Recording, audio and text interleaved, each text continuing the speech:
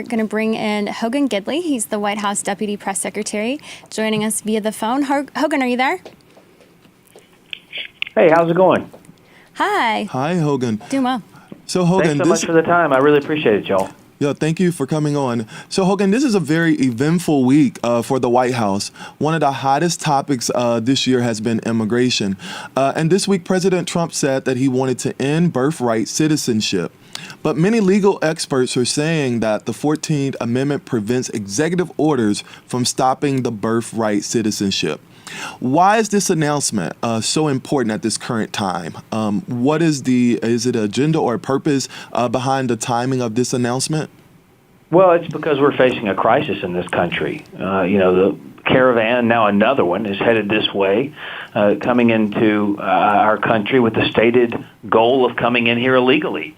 We've told them you have to go to ports of entry if you're truly fleeing your country of origin for persecution or targeting you for death or harassment, crime, whatever it may be. There are legitimate rules on the books that protect people who are fleeing those oppressive nations. If you are a legitimate refugee and a legitimate asylee, you always have a place in this country.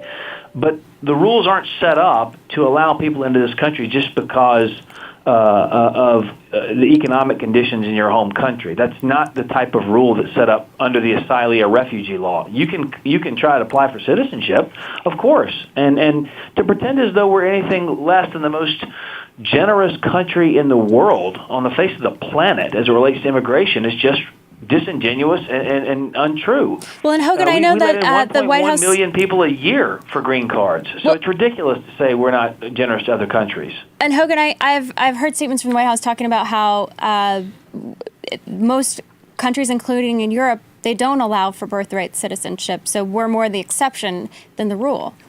Absolutely. The only other one that's close is Canada, but I mean, even France and Ireland voted to repeal that particular piece of law in those countries. I mean, no country in Europe or I think East Asia do it at all.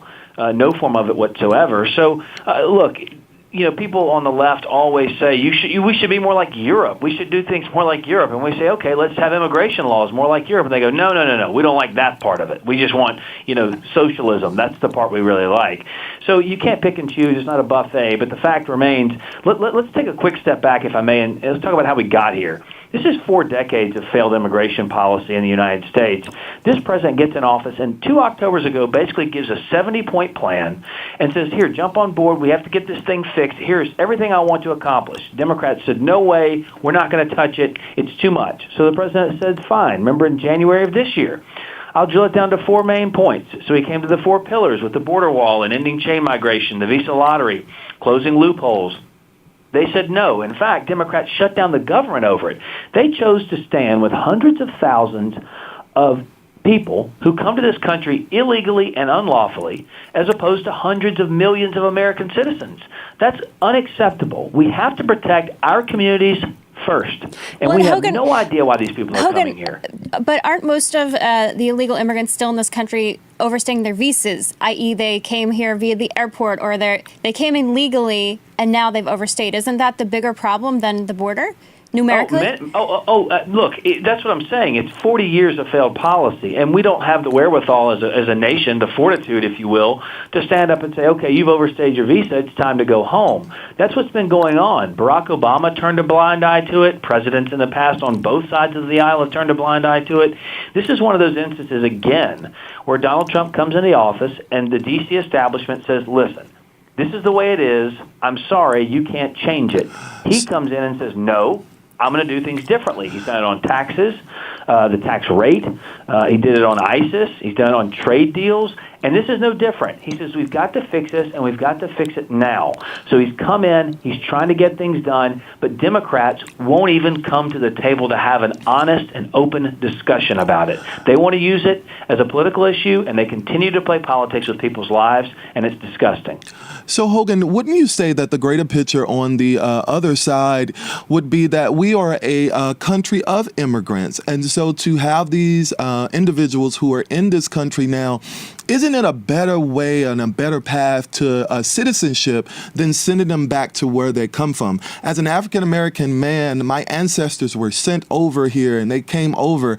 And so now we have opportunities that we wouldn't been afforded. We have different race and different backgrounds that they come and they look to the United States of America as a model for democracy and freedom. So wouldn't you say that at some point the left and the right should be able to meet in the middle to come up with some kind of common sense immigration reform? Because it's not about politics, like you said. It is really about ensuring that these individuals have a path to citizenship. I would love to live in the utopia you're describing, but we don't live in that utopia. But if you want to look at a plan that's common sense, that gives a little to get a little, that's right down the middle, we had that. Donald Trump put forth a plan that angered both the right and the left. That's how you knew it was down the middle. He not only closed the loopholes, built a wall, but he allowed for 3 times the amount of people to come into this country that Barack Obama did. And Barack Obama, you'll remember, was just offering visas and ways to stay in the country for some time. Donald Trump offered 3 times the people permanent citizenship. And no one would come to the table on the Democrat side to have the discussion. They wouldn't even talk about it. They wouldn't vote on it because they don't want it. They don't want a solution. They want the issue. And you've seen that played out in this particular election. We called this back in January, and now you're seeing the prophecy come true because when we have a caravan, now a second caravan, barreling down on our southern border, they won't even bring it up as an issue. They won't even address it in this campaign because they don't want a solution. They want the voters. And I'll be honest, in 2006 and in early, like 2012, 13, Democrats were for border security. They voted for a border wall. They voted for funding to close loopholes and common sense solutions. Where are those Democrats now? Only 3 things have changed since they took those positions. One is the political calculus. They need the votes, so they want the people in here. 2, the situation's gotten way worse.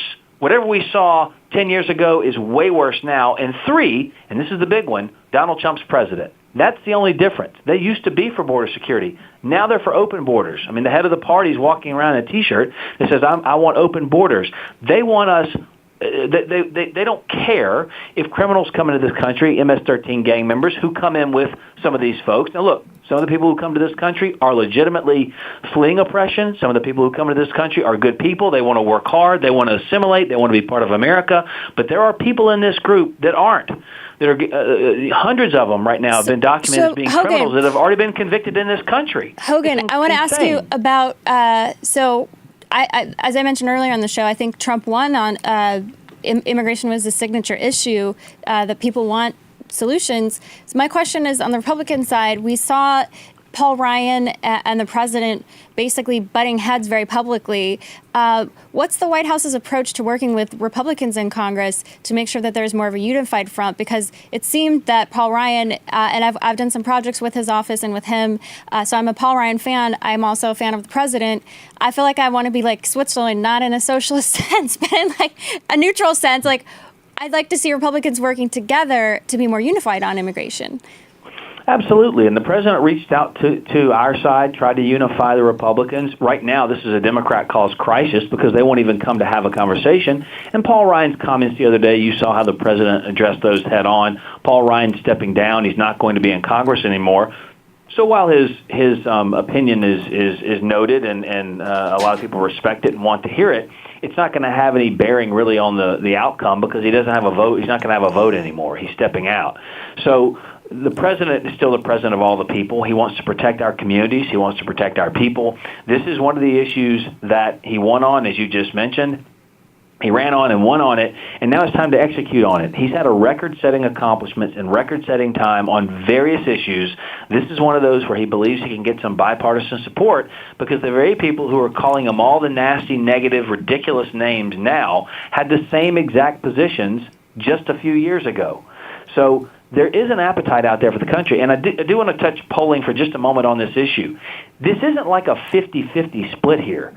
In the African-American community, it's 80-20. In the Hispanic-American community, it's 80-20. Building a wall, it's about 70-30. Women, whites, everyone in this country, it's a 70-30 issue. They want secure borders. They want their country what protected. polling is What that? polling is Yeah. that? Hogan, what polling is that? Harvard-Harris poll had it outlined beautifully and showed exactly which groups in this country, how they feel about the border. And it got some publicity for a while, but it didn't fit the Democrat narrative, so they didn't want to publish it too much. But go back and look at the Harvard-Harris poll. It's not even close. All right, we'll definitely border pull that up security for is sure. a hugely popular issue. So, Hogan, just heading into the election, there's just been a lot of anger and just, political just fire on the fuel. What would you say, just as the closing argument for your team heading into elections, on how to unify the country? Listen, the question is, are you better off today than you were yesterday? And the answer is undoubtedly yes. It doesn't matter. Barack Obama largely won on the backs of African Americans, on the backs of women, on the backs of Hispanic Americans. All of those groups that turned out in droves to support Barack Obama were all disproportionately affected economically by his policies. They saw a 10%, 6%, 5% decrease in salaries and income. Now they're on the increase. You've seen the lowest African-American unemployment in history. You've seen the lowest Hispanic-American unemployment, women as well. Wages are going up for the first time in 10 years. The Republicans who control this Congress, and the president's, led, of course, by the president's policies, have completely changed the way we look at economics. Hogan, I agree with you economically. I guess my question was more kind of culturally. When we're talking about the rhetoric and what's happening in the media, how can we come together as a country? Well, it's very difficult to do that when 90% of the coverage on this president is negative. And listen, the first thing this president did when the shooting happened in Pittsburgh, the first thing this president did when the bomb suspect was apprehended was issue a tweet that said, hatred cannot stand in this country. Anti-Semitism cannot stand in this country. I condemn all these actions. We have to unify. The first thing CNN did was issue a tweet that said, we lay this squarely at the feet of the president and the press secretary, Sarah Sanders. Now, how does that do anything to unify the country? This president goes to Pittsburgh. He has a wonderful occasion. He knows he's there with people who don't support him. Some do, some don't. But the coverage was overwhelmingly negative. All he did was go there and try and grieve and pray and console and stand with the people of that community. And the media just cannot stand him doing the right thing. And he's done it across the board in issue after issue. And even when it's time to console and even when it's time to unify, he goes out there and does it, and they still can't report it accurately. So, Hogan, I want to ask you this question. As Carrie was saying, we're not talking about the media here. We're not pointing blame on anyone. What can we do as a country? What can the left, what can the right do as a country to unify? What message is the White House sending out for unification going into this election? What message are you sending out? Because what I'm hearing now is we're still kind of pointing blames on the media, et cetera. I think we all have different points of views. You're expressing your point of view, but the bigger picture is from a cultural point of view. What can we do to unify as a country? Not looking at parties, et cetera, but what can we do as just human beings to unite as a country? I think it's difficult to do that when your first reaction is to assume or to accuse the person you're having a conversation with, if they disagree with you, that they do it out of hatred for you. That's a real big problem in this country. And when this president comes into office, he begins to rack up success after success for everybody in the country. Like I mentioned before, African Americans, Hispanic Americans, women, men, everyone's succeeding and everyone's climbing up the ladder. And it doesn't matter the successes they're seeing, because the people who are against him are against him just because they don't like him. And that's difficult. And every time you see a success, he'll get knocked down as having hate in his heart, as opposed to having a differing opinion, as opposed to saying we need to look at birthright citizenship, for example. Let's open debate and have a conversation. Let's send it to the Supreme Court. Immediately he's labeled as a racist. Immediately he's labeled as a bigot. You never want to repeat the negativity on the charge, but let's be honest what we're doing here. Whenever the president does any action, he gets chided for it in those terms. It can't just be a differing of opinion. So my advice is, as I started this answer, we need to have open and honest discussions about where we take this country. But everyone who disagrees with you is not automatically a nasty name. Is not automatically doing it because they have some type of deep-seated hatred for you personally or for your just overall being. They just disagree with you, and that's what we need to. That's where the debate needs to go. Let's have a debate about ideas. Let's not have a debate about who can send out the nastiest rhetoric. All right. I think Thank that's you, great Hogan. advice, Hogan. Thanks for joining us, Hogan. Thanks so much for the time, guys. All right. Take care.